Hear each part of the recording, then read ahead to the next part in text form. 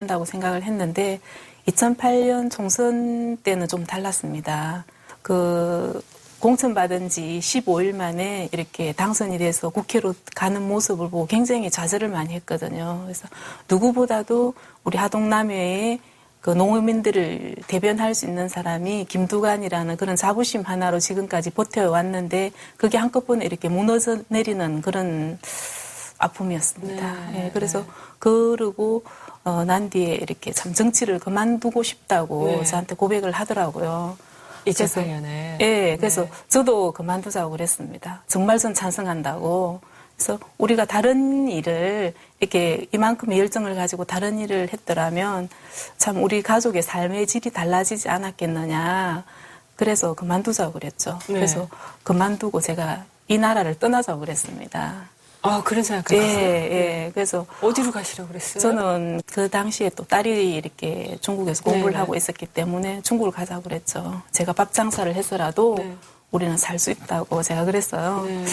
그러고는 한 3, 4일 지났는데 제 손을 잡으면서 여보, 나 여기에서 그만둘 수가 없다. 여기에서 내가 그만둬버리면 패배자의 김두관으로밖에 남을 수가 없기 때문에 다시 시작하고 싶다고 그렇게 얘기를 하더라고요.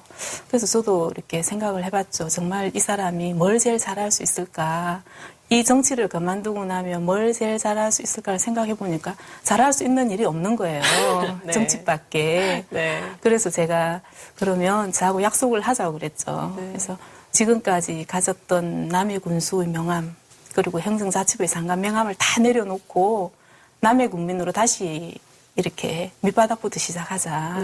그렇게 이제 두 사람이 의기투합을 하고 다시 이제 밑바닥부터 시작을 했더니 이렇게 또 2010년도에 도지사도 되고 했습니다. 그래서 어렵게 그렇게 고생하고 얻어진 그 도지사 자리고 또 우리 도민들이 정말 김두관 한번 잘해보라고 이렇게 만들어준 그 도지사 자리인데 그거를 임기도 안 채우고 이렇게 그만둔다는 게 저는 정말 동의가 되지 않았습니다. 지금도 동의는 안 되시죠? 예. 그 부분 동의는 안 되지만 그래도 또 뭐 역사의 죄인이 될 수 없다고 그랬고 또 박근혜가 이렇게 이 정부를 대통령이 되어서 일을 하면 거기에서 자기는 도지사를 행복하게 할 수가 없다고 하더라고요. 저렇게 얘기를 하는데 정말 내가 계속 못하게 말려도 될까? 어쩌면 제가 이렇게 반대하는 이것조차도 지금 내 현실에 안주하고 싶은 사심이 아닐까? 그런 좀 생각을 하고 마음을 고쳐먹었죠. 약속 안 지킨 거에 대해서는 아마 선거 기간 내내 공격받지 않으실까요? 그것도 제일 저로서는 제일 큰 걱정이었어요. 제가 정치하면서 이제 도지사 중도 사태 이런 게 제 정치사에 5점이라면 5점이니까 뭐 상대 후보들 중에서 많이 비판하시는데 그 비판 제가 달게 받고 있고요. 우리 도민들은 어렵게 야권 도지사가 됐는데 그 중도에 그만두고 이렇게 대선에 참여를 했는데 또 민주통합당의 후보도 안 되고 또 최종적으로 박근혜 후보하고 해서 싸워서 이기지 못하면 우리 경상도 말로 낙동을 오래 하고 이것에 대한 걱정을 많이 하고 계시고요. 이제 정리해서 도정도 좀 잘 보살펴달라 이런 좀 바람들이 있는 것 같아요. 제가 그 하신 말씀, 표현을 빌어서 다시 질문을 드리면 낙동강 오리알 되시면 이제 뭐 하실 거예요? 뭐 또 평범한 시민으로 돌아와서 역할들을 해야 되겠죠. 그 정치에서도 물러나시지 않고 또 무언가 다른 거를 하지 않으실까요? 못할 것 같아요. 그러세요? 예. 그때는 어디 가서 아까 말씀하신 대로 밥집이나 해야죠.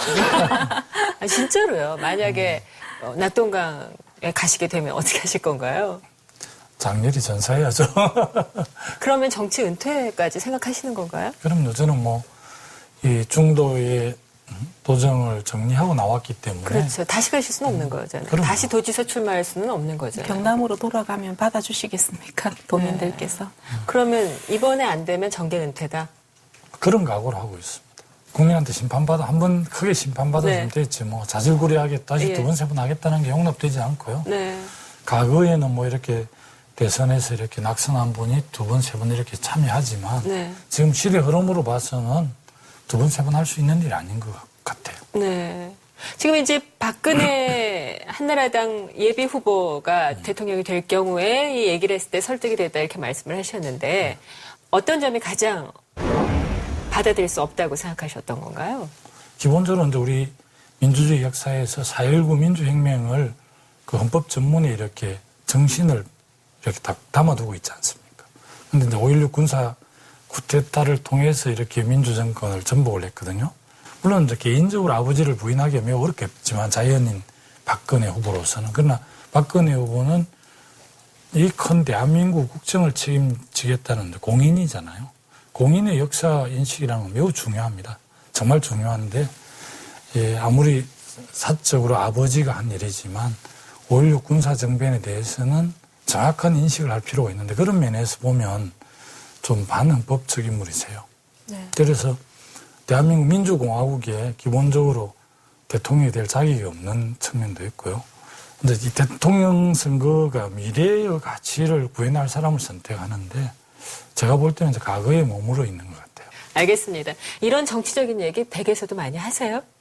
자주 못 듣는데요. 그냥 네. 저는 이렇게 뭐 밖에서 이런 얘기 할 때 네. 옆에서 그냥 이렇게 귀담아 듣고 그럽니다. 네.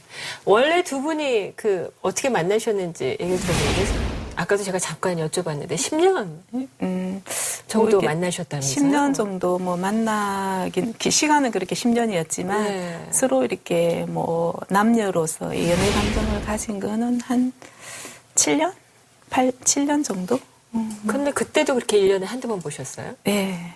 근데 어떻게 남녀의 연애 감정을 가진 분들이 1년에 한두 번 보실 수 있으실까요? 뭐 사랑의 깊이 그런 것보다는 네. 아마 신뢰가 아니었을까. 네. 네. 근데 처음부터 이렇게 나는 일반적인 가장의 경제 활동을 책임지는 그런 모습이 아니라 다른 일을 해야 된다라고 얘기하셨어요. 네. 어떤 일을 하겠다고 얘기했어요? 그때는 이렇게 이제 그 유신 정권 뭐 이렇게 반대 운동 이런 걸 좀 했었거든요. 네. 그래서 만나면 늘 그런 얘기만 하는 거예요. 네.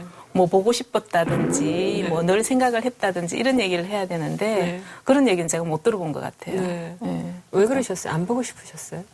아니, 보고 싶지만 뭐 또 제가 일에 대한 열정들이 있었고 네. 그 시대의 상황이 암담하고 이렇게 했기 네, 때문에 네. 네. 늘 이렇게 이제 좀 더 사회를 변화시키고 개혁을 해야 되겠다 이런 생각들이 제가 많았었어요. 네. 그래서 틀림없이 나하고 결혼하면 엄청 고생이 될 것 같아서 좋아하기는 했는데 네. 내가 지금 제 아내를 책임질 수 있을까 이런 생각 때문에 네. 좀 결혼도 미루기도 하고 제 30하고 28에 했는데요. 네. 그냥 기다려준 거 저도 그냥 이렇게 활동하다가 나이가 들었는데 자연스럽게 그렇게 결혼하게 됐습니다. 근데 정말 고생하셨던데요. 시댁에서 시할머님까지 네. 모시고 네. 그다음에 시동생의 뭐 아이들인가요? 시동생, 형님의 아이들도 제가 좀 네. 키웠고, 저는 근데 그게 뭐 제게 주어진 운명? 그러니까 제가 꼭 해야 될 일이라고 생각을 했었습니다. 가정경제 꾸리기 위해서 참 여러 가지 일을 하셨다면서요. 네.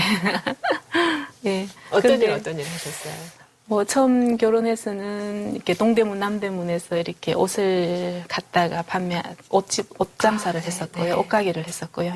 양품점이었죠. 그때 그 당시에서는 그것도 했었고, 그 다음에 88년 뭐 또 저희들 선거를 치르고 난 이후에 책사랑 나눔터라고 북카페를 했었어요. 지금의 북카페. 네. 네. 그리고 또 북카페 장사가 또 이렇게 좀 많이 크게 가정경제에 도움이 안 돼서 뼈다귀 해장국집도 했었고요. 아, 뼈다귀 해장국. 예. 직접 끓이기. 예, 제가 잘 끓입니다. 아, 예. 음식을 좀 잘하는 편입니다. 아, 예. 네. 그럼 뭐 그것도 하고 또 해수욕장에서 뭐 이렇게 국수도 팔기도 하고 네. 뭐 여러 가지 많이 했었죠. 또 후보께서 간간히 그 포인트를 놓치지 않고 자랑을 이렇게 탁탁 하시네요. 네, 네. 워낙 집에 많은 분들이 찾아오실 때 이렇게 다 대접하시고 그러셨나 봐요. 네, 그거는 뛰어나요. 뭐 네. 이렇게 밖에서 밥을 많이 사 먹어야 될 만큼 저희들이 넉넉하지 않기 때문에 네. 거의 집에서 네. 뭐 어떤 날은 하루에 김치 한 통이 다 아, 이렇게 세상에. 없어질 정도로 사람 데려오는 걸 되게 좋아해요. 네. 대선 후보로 출정한다는 건 나는 퍼스트 레이디가 된다는 거잖아요. 네. 그런 것에 대해서 생각해 보셨어요? 그 부분에 왜 제가 고민을 안 했겠습니까? 예.